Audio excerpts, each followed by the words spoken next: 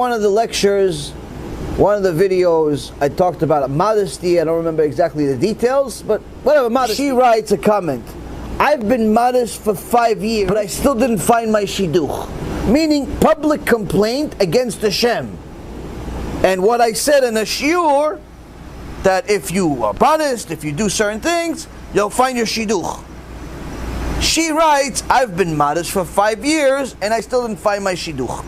First of all, why did you decide to make this a public comment is beyond me. You could send me privately, Rabbi, listen, I have a problem, 5 years, I'm lonely, I'm miserable, no problem. A lot of people are lonely and miserable and they send private comments. Why do you make it a public comment? Why? Because you're a shite.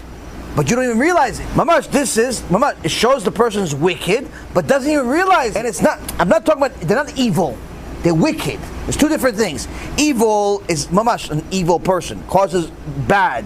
Wicked is sometimes a person could be the nicest person in the world, but still wicked, because they don't understand that their actions have ramifications. So now she made this public comment. Usually people make stupid comments. I don't address comments 90% of the time. Sometimes I'll address comments by deleting them because they're missionaries or pornography or some type of stupid thing like that.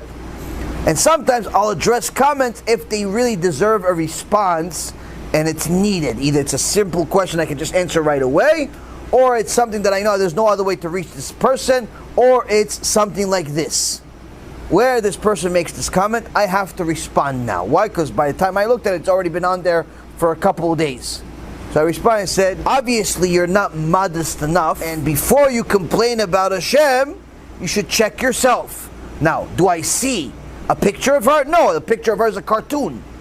She is like not realizing, I'm not talking about a dress. So her response to me was, if I was more modest, I'd be like the Arabs and cover my face with a burqa. So I respond to her, modesty is not just the way you dress. Modesty is also the way you communicate, the way you talk. To go and publicly complain against Hashem and cause a chilul Hashem clearly shows you're not modest. You're not a reserved person. You're not modest. You share your stuff like Shulamit Bat Divri in a desert who got raped and caused the whole problem, and her son ended up getting stoned to death. Modesty is not just clothes. Ribono shel olam. People don't understand this. They think if they put a kisur rosh and put a dress, what dream are you living in? There's a certain type of modesty that's required. People don't understand this. And even more so, public modesty is like, it should be the easiest, but for some reason, for some people it's the hardest.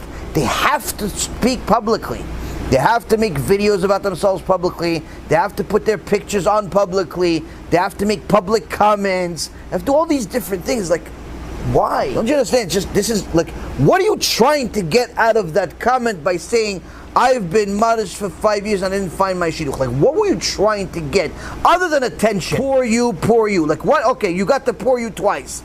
Publicly. What else do you want? What else did you expect? What, did you expect Prince Charming to show up? I am here to save the day. I've been looking for you, my dear. Like, what?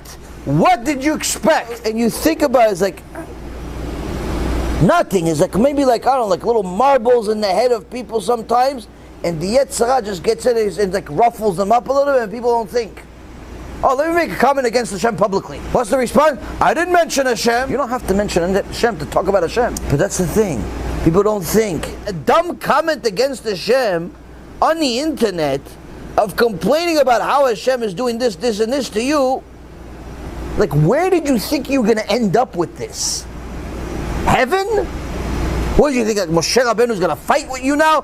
Fight for you now in Gan Eden? Hashem, I just looked at the YouTube video and Mrs. Silverman over there, she didn't get a shidduch. I saw it. It's all over the news, Hashem. You have to do something about it.